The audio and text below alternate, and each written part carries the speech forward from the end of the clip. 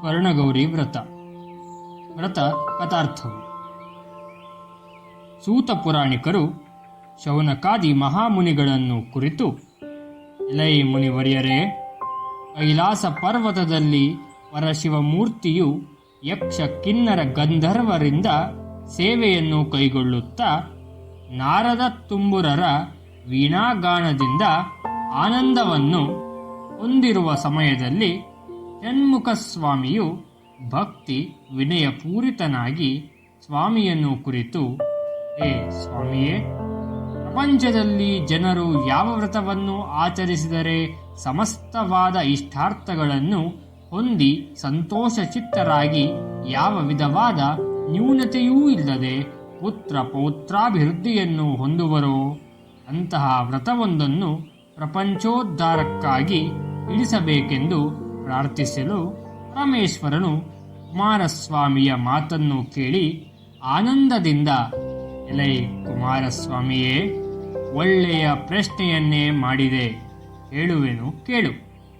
ಪ್ರಪಂಚದಲ್ಲಿ ಜನಗಳು ಆಚರಿಸತಕ್ಕ ವ್ರತಗಳಲ್ಲಿ ಅತ್ಯಂತ ಶ್ರೇಷ್ಠವಾದ ಸ್ವರ್ಣಗೌರಿ ಪೂಜೆಯೆಂಬ ಒಂದು ವ್ರತ ಉಂಟು.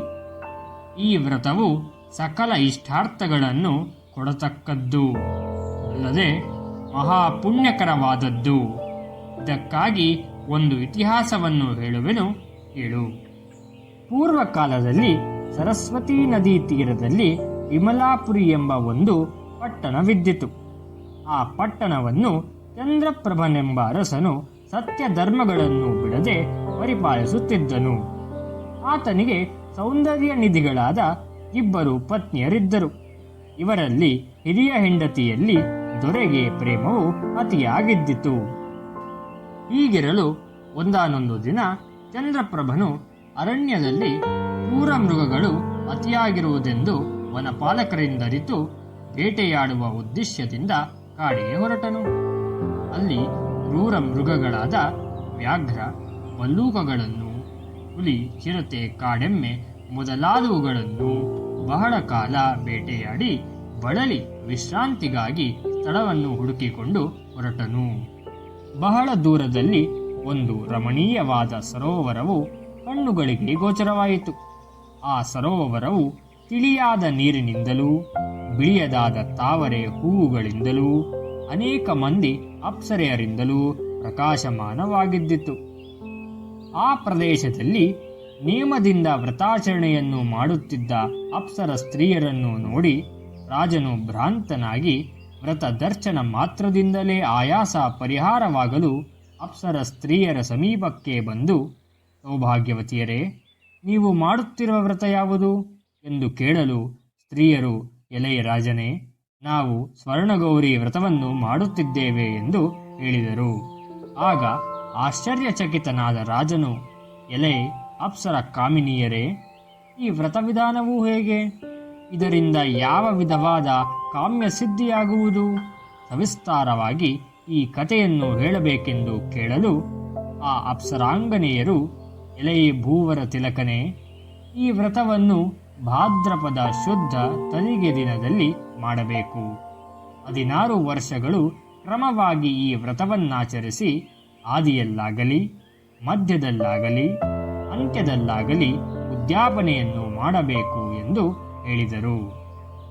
ಅಪ್ಸರಾಂಗನೆಯರ ಮಾತನ್ನು ಕೇಳಿದೊಡನೆಯೇ ರಾಜನು ಜಿತೇಂದ್ರಿಯನಾಗಿ ಅವರು ಹೇಳಿದ ಕಲ್ಪದಂತೆ ವ್ರತವನ್ನಾಚರಿಸಿ ದೋರಬಂಧನವನ್ನು ಮಾಡಿಕೊಂಡು ಮನೆಗೆ ಬಂದು ತನ್ನ ಇಬ್ಬರೂ ಪತ್ನಿಯರಿಂದಲೂ ವ್ರತವನ್ನು ಮಾಡಿಸಲು ಪ್ರಯತ್ನಪಟ್ಟನು. ಹಿರಿಯ ಹೆಂಡತಿಯು ಪತಿಯ ಮಾತನ್ನು ಕೇಳುತ್ತಲೇ ಅತ್ಯಂತ ಕೋಪಾನ್ವಿತಳಾಗಿ ಪತಿಯು ಧರಿಸಿದ್ದ ದಾರವನ್ನು ಕಿತ್ತು ಅರಮನೆಯ ಹಿಂದೆ ಇದ್ದ ಒಂದು ಒಣಗಿದ ಗಿಡದ ಮೇಲೆ ಅದನ್ನು ಎಸೆದಳು. ಪತಿಯು ಇದು ಸರಿಯಿಲ್ಲವೆಂದು ಎಷ್ಟು ಹೇಳಿದರೂ ಕೇಳದೆ ಹೋದಳು. ಗಿಡವು ಒಣಗಿ ಹೋಗಿದ್ದರೂ ಈಕೆಯು ಎಸೆದ ವ್ರತ ದಾರದ ಮಹಿಮೆಯಿಂದ ಚಿಗುರಿ ಹೂವಾಗಿ ಫಲವೃದ್ಧಿಯಾಯಿತು.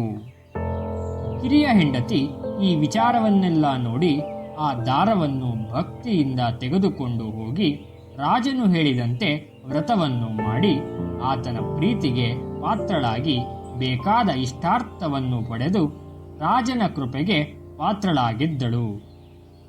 ಪ್ರಿಯ ಹೆಂಡತಿಯು ವ್ರತವನ್ನು ದೂರೀಕರಿಸಿದ ಪಾತಕದಿಂದ ಅತ್ಯಂತ ತೊಂದರೆಗೊಳಗಾಗಿ ದೊರೆಯಿಂದ ದೂಷಿಸಲ್ಪಟ್ಟವಳಾಗಿ ಅರಣ್ಯಕ್ಕೆ ಹೋಗಿ ಅಲ್ಲಿದ್ದ ಋಷಿಗಳ ಆಶ್ರಮವನ್ನು ಸೇರಿದಳು. ಋಷಿಗಳೂ ಸಹ ನೀನು ಬಹು ಪಾಪಿಯು, ನಮ್ಮ ಆಶ್ರಮಗಳಲ್ಲಿ ನಿಲ್ಲಲು ಅವಕಾಶವಾಗಲಾರದೆಂದು ತೊರೆದು ಬಿಟ್ಟರು. ಅಲ್ಲಿಂದ ತಿರಸ್ಕೃತಳಾಗಿ ಹೊರಟು ಪಣಿಪತಿಯನ್ನು ದರ್ಶಿಸಿದಳು. ಆದರೂ ತನ್ನ ಮನಸ್ಸಿನಲ್ಲಿರುವಂತೆ ಗೌರಿ ದರ್ಶನವಿಲ್ಲದೇ ಇದ್ದುದರಿಂದ ಅದಕ್ಕಾಗಿ ಉಪವಾಸ ವ್ರತವನ್ನು ಕೈಗೊಂಡಳು. ಅಲ್ಲಿಗೂ ಉದ್ದೇಶ ಫಲಕಾರಿಯಾಗದಿರಲು ಆಕೆಗೆ ವರಲಕ್ಷ್ಮಿಯ ದರ್ಶನವಾಯಿತು. ಆಕೆಯಿಂದಲೂ ತಿರಸ್ಕೃತಳಾಗಿ ಸ್ವರ್ಣಗೌರಿಯನ್ನೇ ಧ್ಯಾನಿಸುತ್ತಾ ದುಃಖದಿಂದ ಒಂದು ಪ್ರದೇಶದಲ್ಲಿ ಕುಳಿತುಕೊಳ್ಳಲು ಆಕೆಯಲ್ಲಿ ಸಂತುಷ್ಟಿಗೊಂಡ ಸ್ವರ್ಣಗೌರಿಯು ಪ್ರತ್ಯಕ್ಷಳಾದಳು.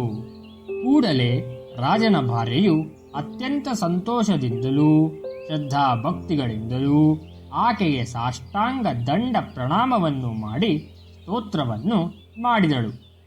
ಈಕೆಯು ಮಾಡಿದ ಸ್ತೋತ್ರದಿಂದ ಸಂತುಷ್ಟಳಾದ ಪಾರ್ವತಿಯು ಆಕೆಗೆ ಸೌಭಾಗ್ಯವನ್ನೂ ಪುತ್ರ ಸಂತಾನವನ್ನೂ ಇಷ್ಟಾರ್ಥ ಸಿದ್ಧಿಗಳನ್ನು ಕೊಟ್ಟು ಅಂತರ್ಧಾನಳಾದಳು.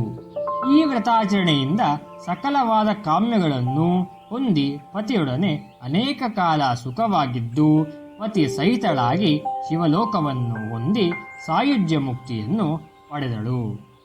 ಆದುದರಿಂದ ಯಾರು ಈ ವ್ರತವನ್ನು ಮಾಡುತ್ತಾರೋ ಅವರಿಗೆ ಸ್ವರ್ಣಗೌರಿ ದೇವಿಯ ಅನುಗ್ರಹದಿಂದ ಸಕಲ ಇಷ್ಟಾರ್ಥಗಳು ಸಿದ್ಧಿಸುತ್ತದೆ ಎಂದು ಪರಮೇಶ್ವರನು ಕುಮಾರಸ್ವಾಮಿಗೆ ಹೇಳಿದುದನ್ನು ಸೂತ ಮಹಾಮುನಿಯು ಶೌನಕಾದಿ ಮಹಾಮುನಿಗಳಿಗೆ ತಿಳಿಸಿದನು ಎಂಬಲ್ಲಿಗೆ ಸ್ಕಾಂದ ಪುರಾಣದಲ್ಲಿ ಹೇಳಿರುವ ಸ್ವರ್ಣಗೌರಿ ವ್ರತ ಕಥೆ ಸಂಪೂರ್ಣವಾಯಿತು.